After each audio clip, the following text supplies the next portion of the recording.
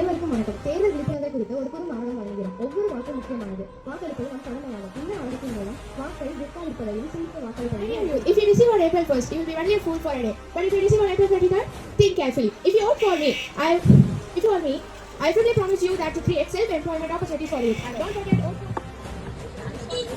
தியா ஓட் போட்டியா? இல்ல, ஒரு ஓட்டு போடலனா என்ன ஆகும்? இந்த ஒரு வாக்கு தான் உன் குரல். நீ வாக்களிக்கவில்லை என்றால் மற்றவர்கள் உனக்கு பதிலாக முடிவு செய்கிறார்கள். தேர்தல் விழிப்புணர்வை குறித்து ஒரு பொது நாடகம் வழங்குகிறோம். ஒவ்வொரு வாக்கும் முக்கியமானது. வாக்களிப்பது நம் கடமையாகும். இந்த நாடகத்தின் மூலம் வாக்கை விற்காதிருப்பதையும் சிந்தித்து வாக்களிப்பதையும் Promise that all schools and hospitals will be under government control, ensuring equal education and equal medical care for everyone. Through this, our nation economy will get stronger. Are you ready to bring this change? Will you do it?